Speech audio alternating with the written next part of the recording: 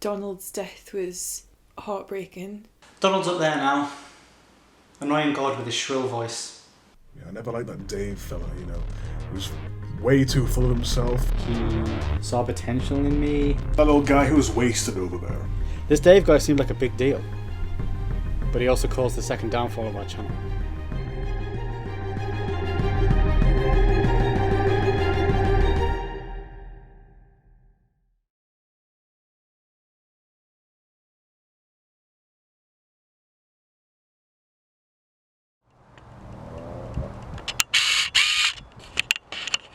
This is Matt, the horse.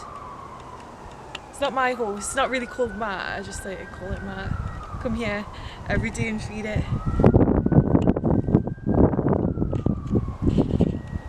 See?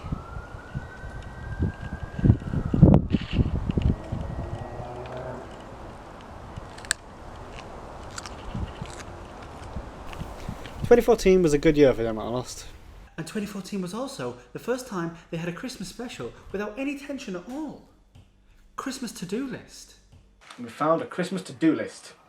So in this video we're going to complete every item on the list. They even had a little meta segment where they insult their past selves. Next up is a part of the show where we will give you some advice on what not to say at Christmas dinner. Who do these guys think they are? The third guy was like a troll. Well, that was no help at all. Stupid idiots. I've read many essays about Dammit Lost because Matt's mentioned quite a lot. And scholars reckon that this meta segment was a symbolic of them just getting rid of their past selves and moving on to a new leaf in the Dammit Lost chapter. However, 2014 was the birth of Party of Two. Hey Alan. I'm Alpha. Now I know this probably seems a bit weird. Party of Two was a little side project I did, you know, away from all the drama of the channel. I cast the wonderfully talented and handsome Haydn in the lead role. And you know, I cast Joe in an exciting villain part. Picture this. You spent 4 years making videos and filming together, right, with your co-host. And then for one of his projects, he makes you a side character.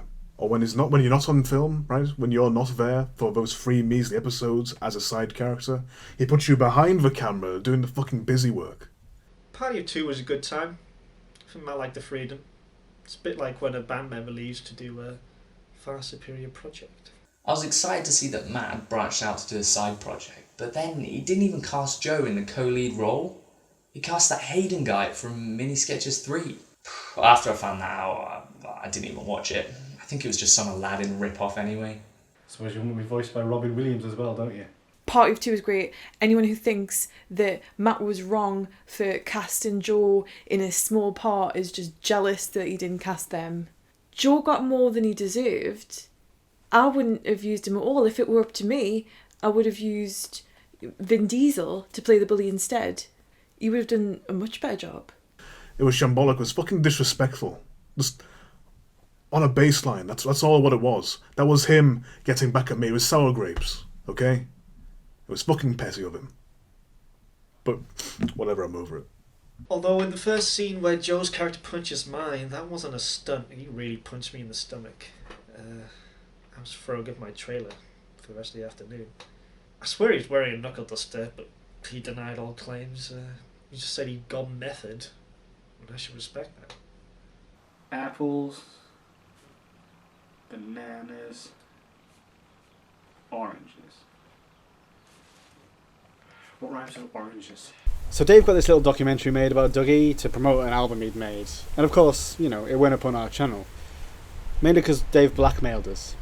He had photos of us sleeping. Not together, come on, don't be weird. Okay? In different beds, in separate rooms, okay? But it was still unnerving, okay? We didn't want that kind of stuff out there. The day after the documentary was uploaded, Dougie J went missing. He wasn't heard from again until a year later. Joe and I both went to uni in 2015. I studied kite construction. So that's 3 years down the drain. A whole lot of debt. I've got 43 kites in my loft. I've eaten 6. But the nightlife. Whew, the nightlife. That was good. Apart from the fact it turned me into an alcoholic. Okay, so you remember those pep talks I mentioned earlier? Ones I give myself in the mirror before filming? Well, guess what? They actually worked every time. I was so confident, I got so good at it, I actually went to uni to study, courses in doing this thing. My greatest achievement, though, was once stopping a guy from jumping off a ledge.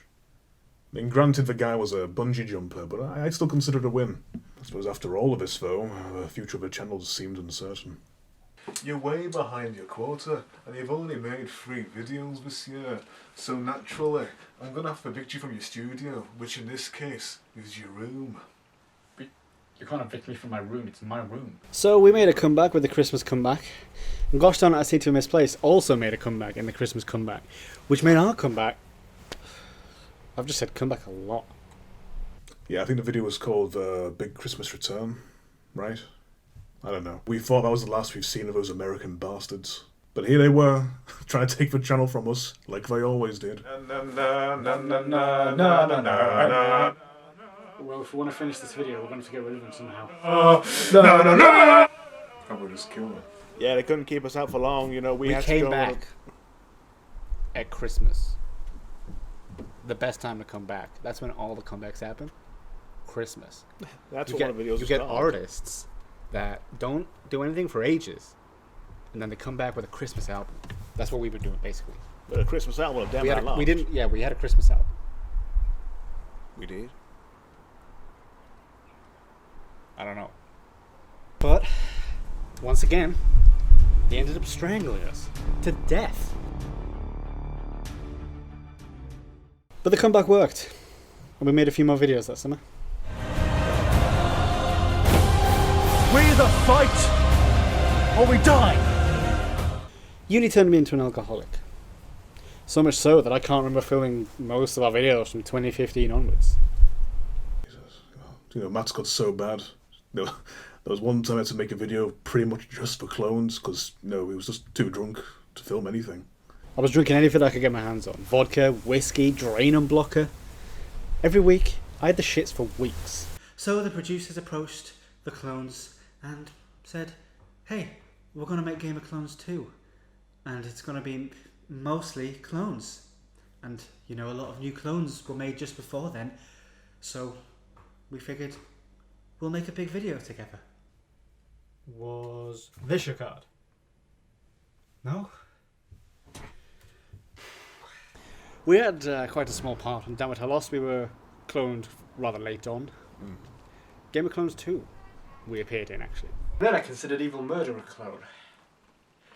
But honestly, I'm not sure. There's not really any reason to suspect you, so we'll come back to you. Moving on. Game of Clones? More like Game of Thrones? Oh, wait a minute. It's one of my favourite videos, if I do say so myself. There's more clones than just us two. No, there isn't. Do you have their phone numbers? There was an incident where I attacked a tourist because I thought they were paparazzi. Hey. You filming me? No, just the flowers here. Paparazzi, scum. I'll fucking kill you. Come on. I think Matt was perfectly justified. Who hasn't accidentally got the paparazzi mixed up with a tourist and then knocked them out? Who hasn't done that? I have. You probably have. Your mum probably has. I mean, I could do it right now. Are you paparazzi? Come on then, I'll knock you out. I was so upset to see Matt attack those tourists, I just... to see him like that. Sorry.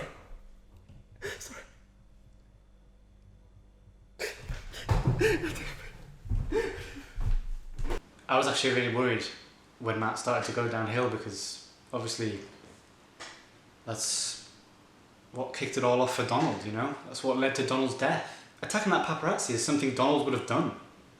It was like history repeating itself.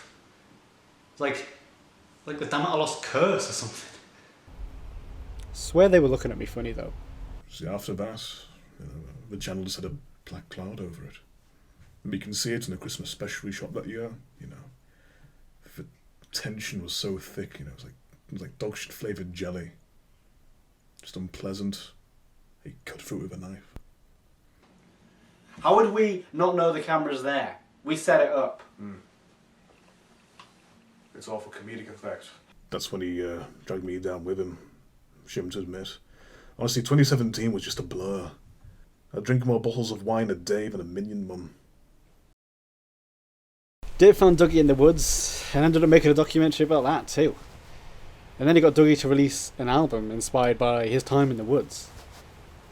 He was milking that guy dry. He even had a failed acting career at one point. A rapper / artist / singer / kind of actor. He thought that in the beginning, but that was very quickly scrapped after my one and only film role in a film called Roll the Dice, Mama. It was about 3 women playing poker, and my role was the guy that hands out the cards.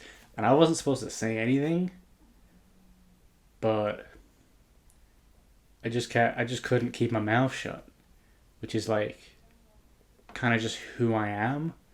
I'm a very talkative person.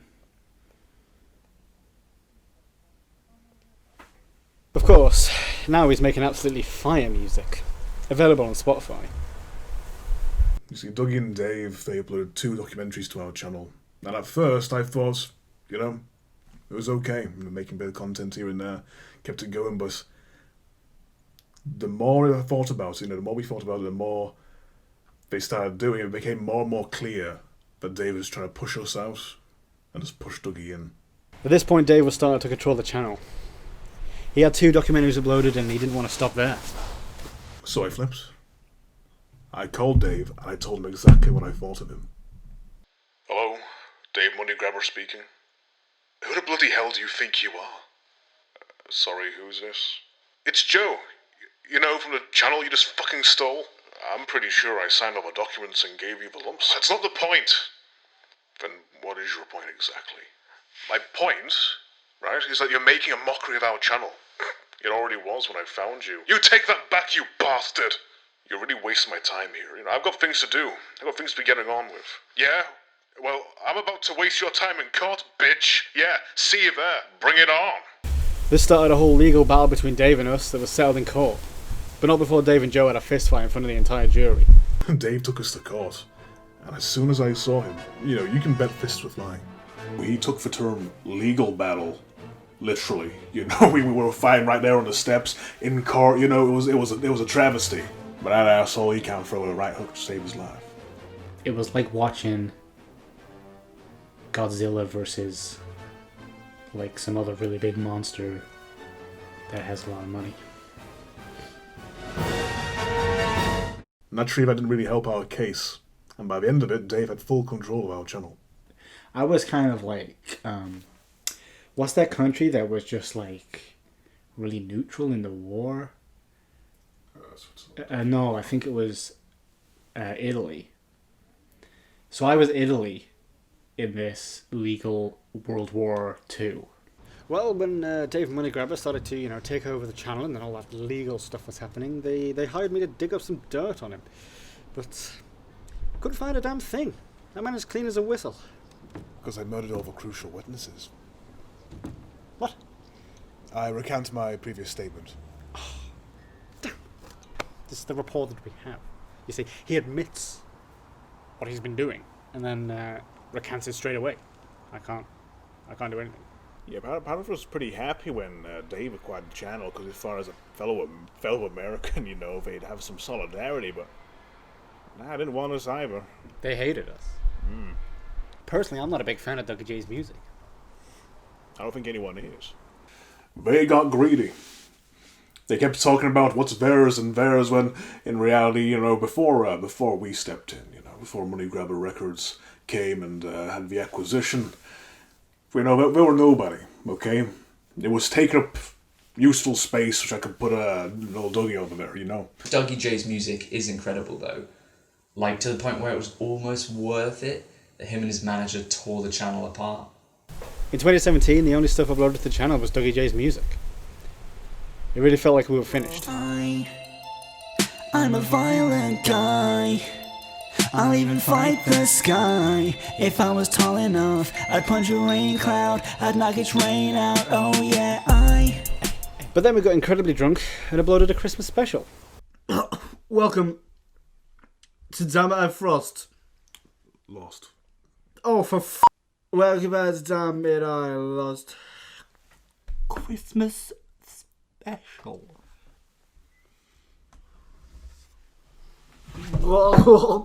It was nice seeing that and seeing them make something again, you know, after the legal scandal. I don't know how they got in. We had security there, with strict instructions. Don't let those two clowns in.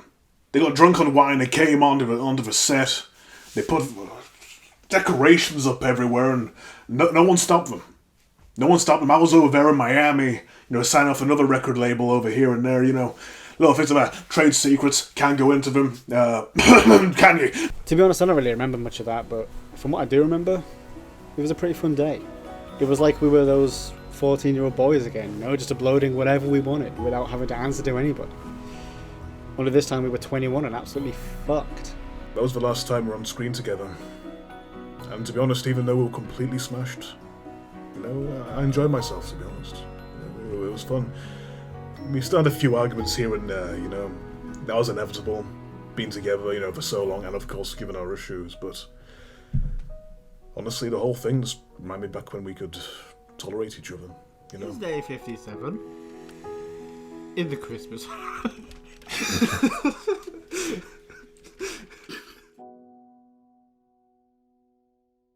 Dave never uploaded anything ever again. Just to pour salt in the wounds, I think. I don't think they've talked since that last video was uploaded. I wonder what those guys are up to these days. Are they going to be in this?